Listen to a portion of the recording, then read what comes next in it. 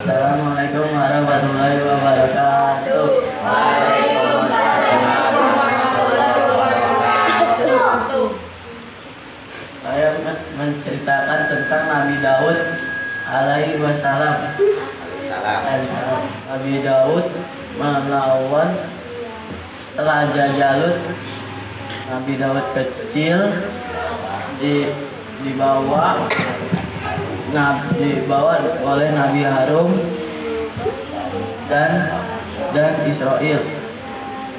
Nabi Daud umur 10 tahun saat itu sampai di kerajaan Jalut. Nabi Daud maju untuk melawan Jalut 1 versus 1. Jalut datang membawa ketapel.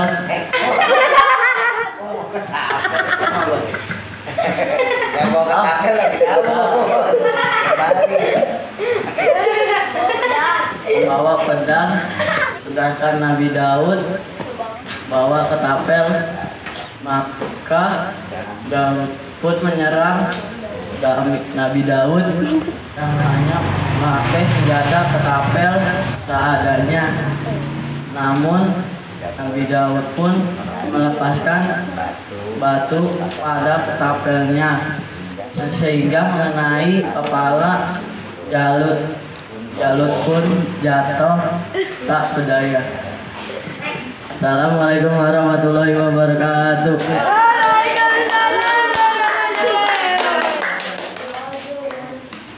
Nah, jadi Nabi Daud itu dia punya kelebihan. Nah, kemarin sama Enja tuh disebutin apa? Dikasih hikmah sama Allah. Ilmu ya, ilmu hikmah itu bisa dibilang ilmu yang dia nggak bisa dipelajari secara teori. Gitu. Dia hanya bisa berdasarkan pengalaman, terus ya lewat ngaji dan seterusnya. Nah, Nabi Daud itu punya mujizat yang luar biasa. Di antaranya bisa membengkokkan besi, ya, itu dengan tangan kosong. Jadi nggak pakai alat. Ya, karena memang zaman Nabi Daud juga belum ada apa-apaan kan. Makanya konon gunting pertama itu adanya di zaman Nabi Daud. Kalau pedang itu udah ada dari zaman Nabi Nuh, udah ada. Tapi gunting ya. Nah, gunting yang biasa kita pakai buat motong-motong kertas itu pertama kali ada di zaman Nabi Daud. Tapi guntingnya bukan gunting kayak kita gunting kecil, guntingnya masih kayak gunting rumput. Yang gede tau gak? Ah iya itu.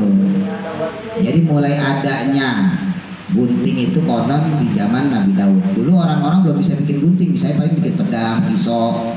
Kalau itu kan gampang ya. Kalau gunting kan dia harus nempel, ya enggak? Alat nempel di tengahnya itu apa? Itu kan nggak ada kan zaman dulu. Akhirnya kalau dibikin misalnya diikat Pak Ustadz pakai tali, ya kan namanya besi tajam. Kalau diikat pakai tali otomatis talinya lama-lama putus, gitu kan? Nah makanya penemuan pertama. Bahkan sering Nabi Daud itu kalau masak, ya, beliau itu nggak menggunakan apa namanya alat pegangan. Misalnya nih kita masak di panci gitu. Kalau ibu-ibu suka masak kan panci pakai apa namanya centong ya, pakai apa namanya kuah, buat kuah itu kan pasti kan ada gagangnya ya. Nah, ada plastiknya kan supaya nggak panas kan. Nah kan zaman Nabi Daud belum ada plastik, ya kan? Nah kalau orang-orang biasanya pakai bahan. Jadi batang apa namanya sendoknya itu dikasih bahan. Tapi kalau Nabi Daud enggak, ya biasa aja pakai. Memang Nabi Daud termasuk kuat juga, gitu. Badannya termasuk kuat sama kayak Nabi Musa. Nah, Nabi Daud diberikan kitab. Jadi kitab pertama yang turun, Nabi Adam belum ada kitab. Nabi Daud kemudian diberikan kitab. Nah, jadi kalau Nabi Ibrahim suhuf, Nabi Musa sudah mulai kitab, Nabi Daud mulai kitab, ya beda jadinya ya. Nabi Muhammad kitab Al-Quran, Nabi Isa juga kitab. Nah Nabi Daud itu diberikan kitab Zabur. Zabur. Nah, Zabur juga nggak banyak, konon cuma 20 lembar atau 30 lembar aja, nggak banyak. Isinya sama kayak kitab Taurat. Ya, isinya sama kayak kitab Taurat. Jangan membunuh, jangan berjudi, jangan minum minuman keras, nggak boleh durhaka sama orang tua, hormat kepada guru dan sebagainya. Jadi standar aja. Adapun perintah-perintah seperti sholat, zakat itu hanya dipraktekkan oleh nabinya sendiri. Kalau Nabi Musa ya waktu itu dipraktekin sama Nabi Musa. Kalau Nabi Daud dipraktekin sama Nabi Daud. Nah, uniknya Nabi Daud itu punya suara bagus. Jadi kalau Nabi Daud baca kitab Zabur, ibarat kita tuh baca Quran gitu ya, Bismillahirrahmanirrahim, itu rumahnya Nabi Daud sepi semuanya, sampai burung aja gak berani bersiul. Saking merdunya suara Nabi Daud. Bahkan diceritakan oleh para ulama, kalau ada daun jatuh, ini ada daun nih jatuh dari pohon, itu kalau Nabi Daud baca Zabur, itu daunnya jatuhnya pelan. Harusnya kan kalau daun kan biasa aja ya gitu ya, ya kan namanya daun kan. Nah ini kalau Nabi Daud lagi baca Zabur, itu daunnya jatuhnya pelan. Kenapa? Karena angin yang berhembus juga pelan. Saking angin itu nggak mau mengganggu bacaan Zaburnya Nabi Daud. Jadi saking merdunya suaranya Nabi Daud, sampai hembusan angin nggak mau mengganggu, burung-burung tidak mau berkicau. Beda kalau gambar yang baca Quran. Gambar yang baca Quran, Bismillah. Nah makanya disunahkan kita pun kalau baca Quran jangan buru-buru, jangan cepet-cepet, yang penting benar. Syukur-syukur bisa bagus suaranya. Pelan-pelan aja bacanya, nggak usah Bismillahirrahmanirrahim, nggak usah, ngapain buru-buru. Pelan-pelan aja, Bismillahirrahmanirrahim gitu. Itu kelebihan Nabi Daud alaihi salam. Sampai kemudian Nabi Daud diamandatkan menjadi raja. Nah, harusnya ceritanya damar tuh Nabi Sulaiman, lanjutannya tuh. Nah, Nabi Daud kemudian menikah, membangun kerajaannya. Nah, lahirlah dari Nabi Daud Nabi Sulaiman. Nah, Nabi Sulaiman itu kemudian mewariskan kerajaan Nabi Daud. Nah, di zaman Nabi Sulaiman itulah ya, Nabi Sulaiman membangun Masjidil Aqsa. Saking kayanya Nabi Sulaiman, jadi kelebihan Nabi Sulaiman bukan cuma bisa ngomong sama binatang, tapi diberikan kekayaan sama Allah. Saking kayanya Nabi Sulaiman, istana sama Masjidil Aqsa dulu ya, yang Masjidil Aqsa yang dulu bukan yang sekarang, itu Masjidil Aqsa dari dinding sampai atas itu emas semua. Dulu, kalau sekarang kan Masjidil Aqsa udah enggak ya, karena udah dirampok sama orang-orang Israel. Dulu itu Masjidil Aqsa itu dindingnya emas, temboknya emas, atapnya emas, kubahnya emas. Kubah tahu ya, kubah ya, yang di atas tuh. Kalau sekarang tinggal kubahnya tuh yang emas, bawahnya udah enggak. Di temboknya, dindingnya udah banyak dicopot-copotin. Jadi Nabi Sulaiman itu emang kaya banget. Jangankan istananya, jangankan Masjidil Aqsa di depan kerajaan beliau, di depan istana beliau, jangankan Masjidil Aqsa yang berada di dekat istana beliau, sampai-sampai ketika ada orang kaya pengen nyogok Nabi Sulaiman supaya dia nggak dipintain pajak, Nabi Sulaiman kemudian membangun kandang kuda. Kandang kuda ibarat kita kandang sapi lah gitu ya, kandang kambing, tapi pakai emas. Bayangin. Kenapa? Karena Nabi Sulaiman pengen ngasih tahu, ini ada orang kaya nih. Ya kan biasa ya, namanya orang kaya, dia pengusaha, pengen nyuap, pengen nyogok supaya enggak dimintain pajak. Akhirnya udah kamu ngomong, dia ngutus asisten kamu temuin Raja Sulaiman, bilang pada dia minta berapa, nanti akan saya kasih. Dia minta berapa duit, minta berapa triliun kalau bahasa kita, nanti akan kita kasih.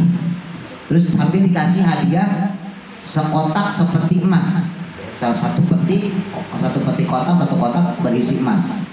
Ini kasih hadiah untuk Raja Sulaiman. Besok saya mau datang kepada dia untuk minta diskon supaya bayar pajaknya jangan mahal. Apa kata Nabi Sulaiman? Saya nggak butuh. Saya pengen dia tetap bayar pajak. Kalau dia melanggar pajak maka dia tetap harus dihukum. Akhirnya Nabi Sulaiman nyuruh anak buahnya, coba itu bangun, bikin tempat kandang kuda kita, bikin lantainya dari emas. Jadi lantainya, ubinnya dibikin kemudian dari emas. Bayangin coba kandang kambing deh. Mungkin kalau kuda kalian nggak kepikiran.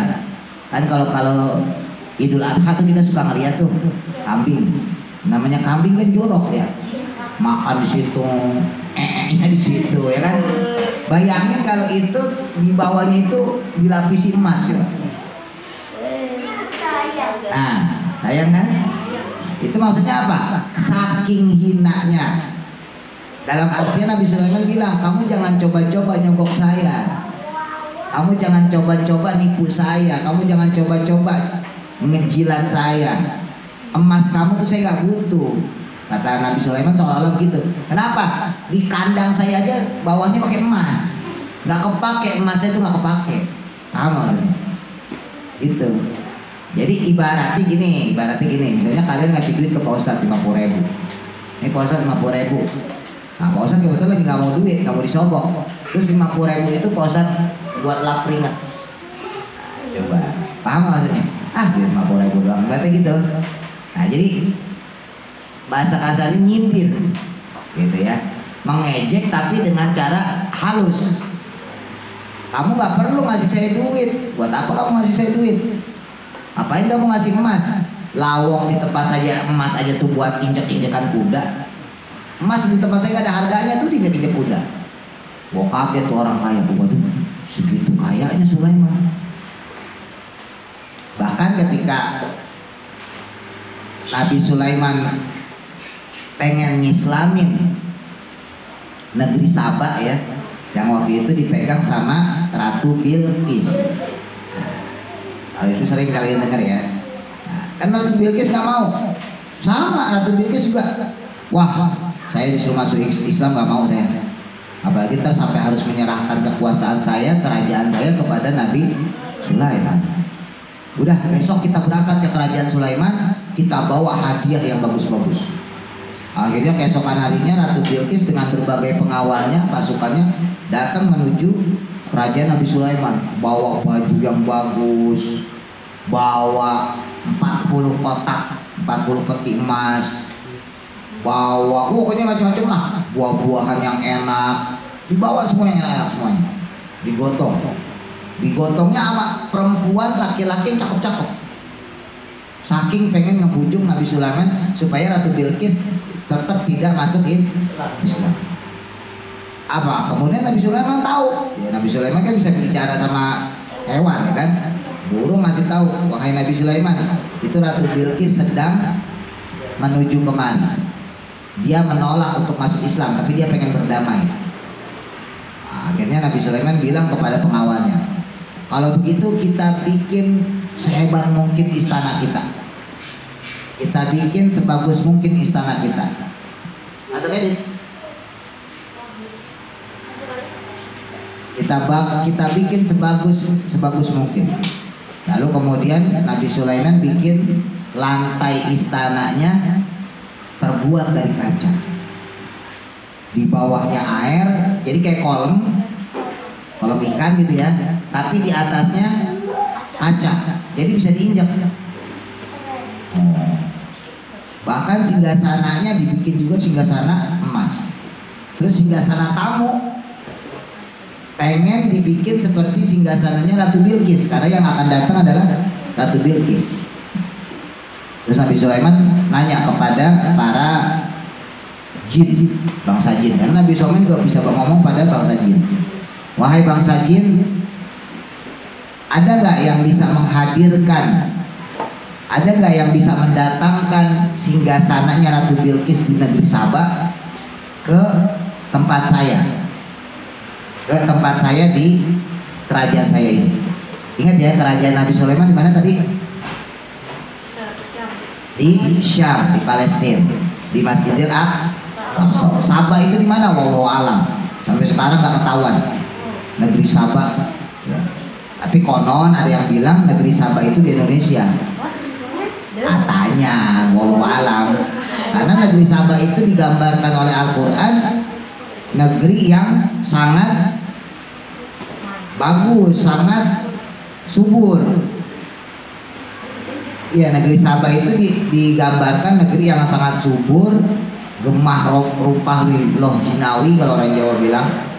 Yo ijo royo royo. Iya. Coba negeri mana yang subur? Negeri mana yang buah-buahannya banyak? Negeri mana yang pohonnya hijau ranum-ranum? Kalau bukan Indonesia, ya kan? Kalau Arab coba, Arab kan tandus, padang pasir, ya kan? Negeri mana selain Indonesia coba? Konon sih begitu. Makanya akhirnya ada di Jawa Tengah itu ada Wonosobo. Wonosobo diambil dari kata Wono itu artinya tanah, Sobo itu Sabah. Konon sih kayak begitu, wallahu alam. Bahkan konon lagi, ini sih penelitian orang-orang ya, gak usah cuma ngasih tahu aja informasi benar atau tidaknya wallahu alam. Sampai sekarang masih diteliti.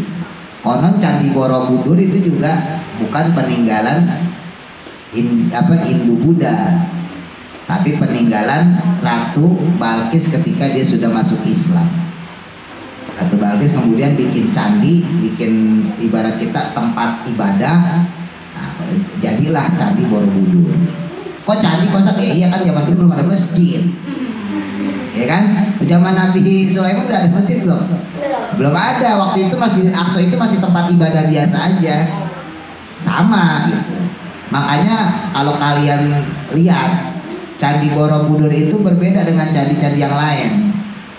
Kalau candi-candi yang lain, biksu-biksu yang lain itu kan biasanya dipahatnya botak dia.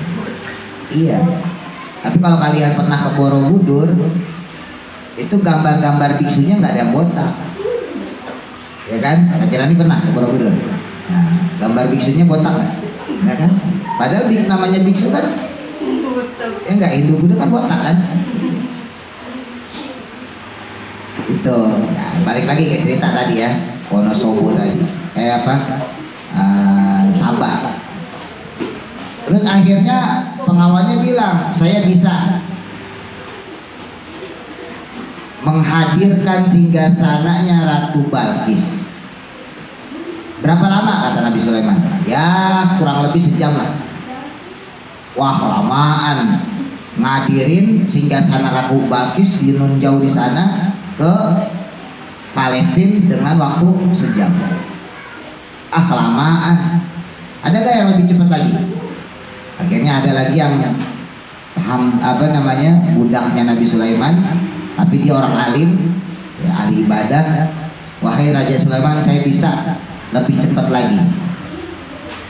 Berapa cepat kamu bisa pindahkan singgasananya Ratu Balkis di kerajaannya, pindah kemana? Kalau kata ahli ibadah ini, orang alim ini bilang, kalau baginda sudah memejamkan mata, terus sudah melek lagi, itu singgasana udah ada. Jadi tinggal ngedip doang. Wah ada udah. Saking cepatnya. Oh bagus kata Nabi Sulaiman. Bagus ini. Coba lakukan. Nah, akhirnya kemudian sama Nabi Sulaiman beliau ngedip, ping ada. Bilqis sama Balkis sama aja ya. Jadi bisa dibaca Balkis, bisa dibaca Bilqis sama. Datanglah kemudian Ratu Bilqis dengan ratusan pengawalnya. Pengawalnya ganteng-ganteng, cakep-cakep, sambil membawa emas, sambil membawa pakaian yang bagus-bagus. Jadi kayak orang pengantenan, tau nggak? Ibarat orang pengantenan tuh seserahan tuh, Oh, bawa makanan enak-enak, bawa buah-buahan lezat-lezat, bawa pakaian cakep-cakep, indah-indah, bawa perhiasan bagus-bagus. Wow, lengkap lah pokoknya. Pas baru masuk gerbangnya Nabi Sulaiman, jreng gitu kan, kaget dia. Kenapa kaget? Yang pertama dilihat adalah kandang kuda yang bawahnya emas. Ratu Bilqis kaget, nih kagak salah nih. Kita emas, kita gotong-gotong, kita agung-agungkan, kita mulia-muliakan, kita sanjung-sanjung nih emas nih, jangan sampai kotor. Lah ini Nabi Sulaiman emas di bawah dieein kuda, nggak berharga banget. Itu Ratu Bilqis sudah mulai ngedon, tau nggak ngedon? Nah, apa itu ngedon? Ya ngedon mentalnya turun. Mulai masuk gerbangnya istana Nabi Sulaiman, masuk pintunya Nabi Sulaiman, wah kan, dari gagang sampai pintunya emas semua. Waduh, ini emasnya banyakan dia ini. Buka pintu, silakan masuk Ratu Bilqis. Ditungguin sama pengawal. Nah, ketika melihat lantai istananya Nabi Sulaiman, kaget Ratu Bilqis. Roknya diangkat. Kenapa? Karena disangka kolam ikan. Wah, kok ini ada kolam begini di dalam? Dia udah ngangkat rok aja, pengen takut kakinya basah, ya kan? Kan kolam dianggapnya. Padahal itu kolam di atasnya ada kaca. Akhirnya mau ngangkat, baru mau duduk, mau kakinya mau ditaruh di lantai. Kata pengawalnya, Ratu Bilqis nggak usah ngangkat rok, tenang aja. Itu lantai kok. Bukan kolam itu, ya ikan di bawahnya, tapi di atasnya kaca. Jadi di atas kolamnya ada kaca, jadi lantai. Bayangin saat zaman itu loh, ribuan tahun yang lalu loh, sebelum ada SeaWorld, ya kan? Sebelum ada SeaWorld, sebelum ada apa itu yang akuarium besar tuh, ya kan? Nah, itu udah ada duluan, Nabi Sulaiman udah bisa bikin. Oh ternyata ini lantai, iya ini lantai kaca. Akhirnya dilepas roknya, terus turun. Wah, sambil nengok sini waduh. Jadi kayak orang kampung masuk ke kota. Itu gedung tinggi banget. Oh, itu gedung tinggi lagi gitu. Oh, itu mobil cakep banget tuh. Jadi serba aneh aja. Akhirnya berhadapan di depan Nabi Sulaiman. Ratu Bilqis ditanya sama Nabi Sulaiman, bagaimana? Mau nggak kamu masuk Islam? Kata Ratu Bilqis, ya saya sih mau sebetulnya masuk Islam, tapi kalau saya masuk Islam, apakah saya wajib punya rakyat saya masuk Islam? Terus kata Nabi Sulaiman, kewajiban kamu adalah berdakwah. Apabila rakyat kamu masuk Islam, berarti dia mendapat hidayah dari Allah. Tapi kalau dia tetap musyrik, maka dia tidak mendapat hidayah dari Allah. Karena rakyatnya Bilqis, ya, rakyatnya Ratu Bilqis negeri Saba itu nyembahnya matahari. Iya, nyembahnya matahari dia nggak nyembah Allah, jadi musyrik, ya. Tapi kata Nabi Sulaiman, itu terserah kamu, yang penting kamu dakwah. Kalau mereka menyembah Allah, berarti Allah memberi mereka hidayah. Tapi kalau mereka tetap menyembah matahari, maka berarti memang Allah tidak memberi hidayah. Yang penting kamu dulu nih rajanya, kamu mau masuk Islam nggak? Nah, maka kemudian Ratu Bilqis bersahadat, asyhadu alla ilaha illallah wa asyhadu anna Muhammadar Rasulullah wa asyhadu annaka Sulaiman Rasulullah. Jadi kalau syahadat zaman dulu tuh begitu. Nabi Muhammad disebut, tapi Nabi yang dituju juga disebut. Nabi Sulaiman kan waktu itu nabinya, ya, makanya disebut. Nah, singkat cerita, kemudian Ratu Bilqis kembali ke negeri Saba dan kemudian mendakwahkan Islam. Ada beberapa ulama yang berpendapat bahwa di kemudian hari Ratu Bilqis kemudian menikah dengan Nabi Sulaiman. Ada riwayat yang seperti itu, tapi ada yang bilang juga enggak. Nabi Sulaiman tetap dengan istrinya, terus dia punya anak dan seterusnya gitu. Nah, intinya Nabi Sulaiman itu dia punya kelebihan satu, Nabi Sulaiman itu anaknya Nabi Daud ya kan. Yang kedua, Nabi Sulaiman itu mewariskan kerajaan. Ya kan? Yang ketiga, Allah juga memberikan hikmah sebagaimana Allah memberikan ilmu hikmah kepada Nabi Daud. Nabi Sulaiman diberikan ilmu hikmah apa? Bisa ngomong sama hewan, bisa ngomong sama jin. Itu tadi. Jadi kalau Nabi Daud punya kelebihan bisa melunakkan besi gitu kan, bisa dan sebagainya ya. Sementara Nabi Sulaiman diberikan berbagai ilmu hikmah seperti itu.